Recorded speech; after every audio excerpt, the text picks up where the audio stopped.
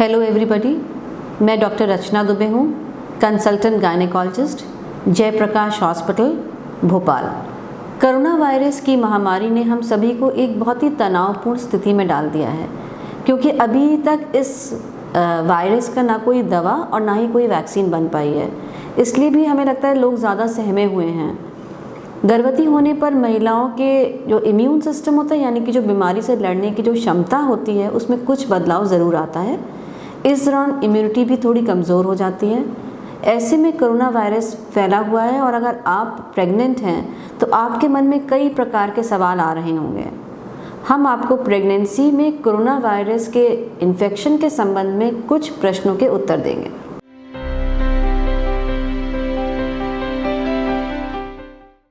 Research अभी pipeline में है और हमारे पास डाटा बहुत लिमिटेड है। आज की तारीख में ऐसा कोई भी एविडेंस नहीं है जो ये साबित कर सके कि गर्भवती माँ को जनरल पॉपुलेशन की अपेक्षा इन्फेक्शन ज़्यादा तीव्र होता है। प्रेगनेंसी के दौरान शरीर में कुछ ऐसे फिजियोलॉजिकल और कुछ हार्मोनल चेंजेस आते हैं जिसकी वजह से इम्यूनिटी अफेक्ट होती है, जिसकी वजह से हम प्रेगनेंसी को हाई रिस्क या वल्नरेबल ग्रुप में रखते हैं। जो हाई रिस्क और वल्नरेबल ग्रुप हैं उसमें किसी भी महिला की एज अगर 65 ईयर्स के ऊपर है तो वो प्रेग्नेंट वैसे भी नहीं होगी। अगर कोई नर्सिंग होम या हेल्थ केयर फैसिलिटी में वर्क करती है, नर्स है, डॉक्टर है, वो प्रेग्नेंट है तो वो हाई रिस्क ग्रुप में होगी। यदि कोई प्रेग्नेंट फीमेल को किसी प्रकार की रेस्पिरेटरी इन्फेक्शन है, क्रॉनिक लंग डिजीज़ हैं या अस्थमा है या क्रॉनिक ऑब्स्ट्रक्टिव पल्मोनरी डिजीज़ है तो ये हाई रिस्क ग्रुप है।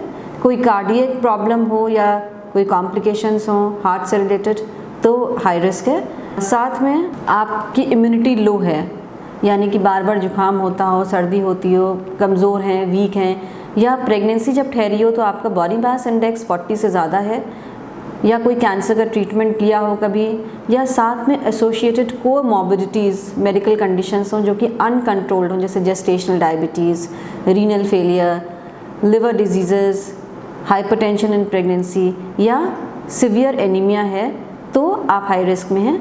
यदि आपके पहले बच्चे नॉर्मल हुए हैं और प्रेगनेंसी अनइवेंटफुल हुई है, प्रेगनेंसी के दौरान कोई डायबिटीज़ नहीं है, हाइपरटेंशन नहीं हुआ था और कोई भी समस्या नहीं थी, तो आपको इस प्रेगनेंसी में चिंता करने की आवश्यकता नहीं है।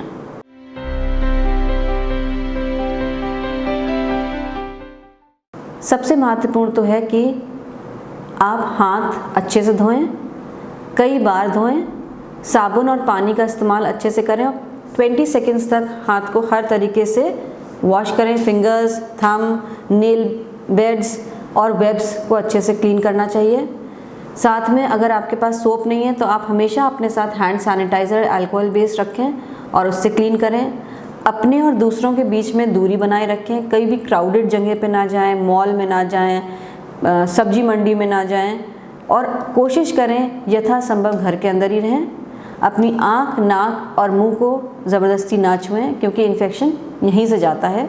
रेस्पिरेटरी हाइजीन को मेंटेन करें, यानी कि जब भी आपको छींक या खांसी आए तो आप अपनी एल्बो के अंदर ही छींकें या फिर टिश्यू पेपर का इस्तेमाल करें और उसको डस्टबिन में डाल दें। यदि आपको फीवर है, कफ है या सांस लेने में दिक्कत है तो अपने निकटतम स्वास्थ्य केंद्र में जाएं या गवर्नमेंट सेटअप में या जिस भी डॉक्टर को आप दिखाते हैं तो आप जाके दिखा सकते हैं।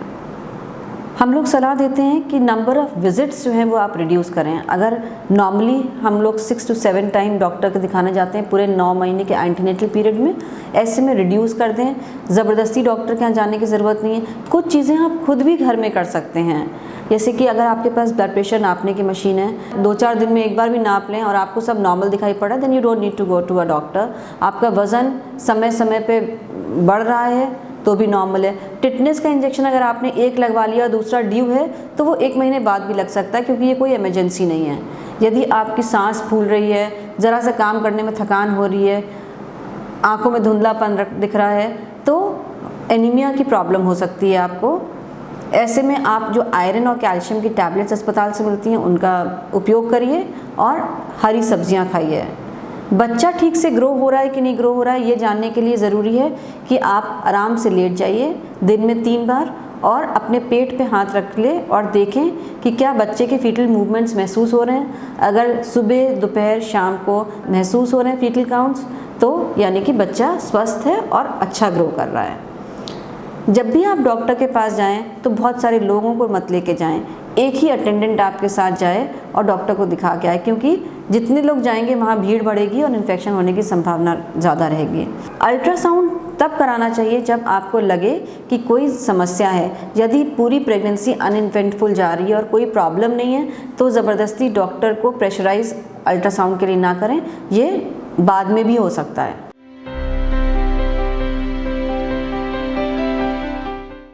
टेस्टिंग प्रोटोकॉल्स और एलिजिबिलिटी कई बातों पर निर्भर करता है। आप किस लोकेलिटी में रहते हैं, आपका एरिया कंटेनमेंट एरिया तो नहीं है, हॉट स्पॉट तो नहीं है, आपकी कॉन्टैक्ट हिस्ट्री पॉजिटिव तो नहीं है, आपकी सिटी ऐसी तो नहीं है जहाँ पर बहुत सारे केसेस आ रहे हों। अगर ये सब चीज़ें हैं तो उस आधार पे टेस्टिंग होती है। यदि आपको कोई सिम्टम्स हो रहे हैं, चाहे फीवर के, कफ के या सांस लेने में दिक्कत हो रही है, तो आप ज़रूर जाके दिखा दें।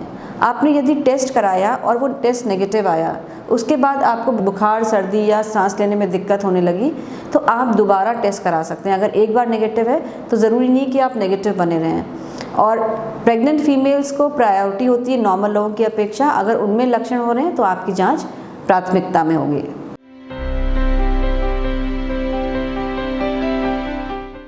अभी ऐसा कोई डाटा उपलब्ध नहीं है जो सर्टेनिटी से कहा जा सके कि प्रेग्नेंट वुमेन में प्रेगनेंसी में बच्चे को इन्फेक्शन हो सकता है।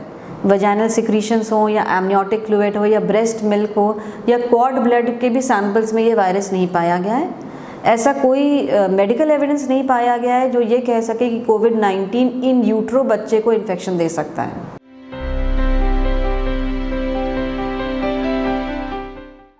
WHO की गाइडलाइंस के हिसाब से सिजेरियन सेक्शन केवल जब तक मेडिकली या ऑब्स्टेटिकली इंडिकेटेड नहीं है, नहीं करना चाहिए। कोरोना एक कारण नहीं है कि सीज़र करना चाहिए। इन महिलाओं में सीज़र और नॉर्मल डिलीवरी दोनों की जा सकती है।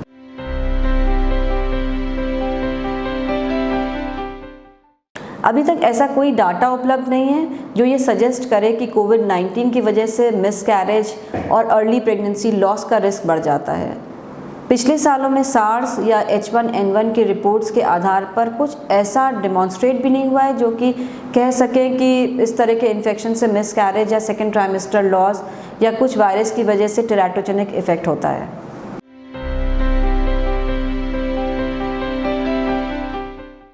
इंडिया में नियोनेट्स की मौत के कारणों में से डायरिया और मैल न्यूट्रिशन प्रमुख है।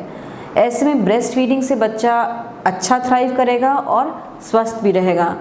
जो ब्रेस्ट फीडिंग के बेनिफिट्स हैं वो काफ़ी हद तक आउटवे करते हैं जो potential risk of transmission virus का हो सकता है ब्रेस्ट मिल्क से। तो हम अगर कुछ सावधानियां रखें, क्योंकि हमें मालूम है ये वायरस एक दूसरे से ट्रांसमिट होता है क्लोज कांटेक्ट से और इन्फेक्टिव ड्रॉपलेट्स के माध्यम से।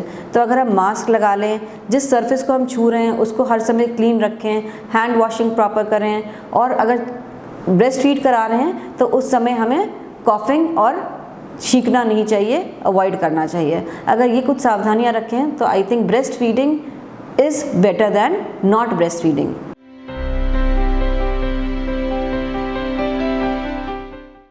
यदि आप कोविड-19 की वजह से बहुत अनवेल हैं और आपको कॉम्प्लिकेशंस भी हो रहे हैं तो अपने बच्चे को सुरक्षित मिल्क देने के लिए आपके लिए जो भी ऑप्शंस अवेलेबल हों या पॉसिबल हो या एक्सेप्टेबल हो आपके लिए वो अपनाएं।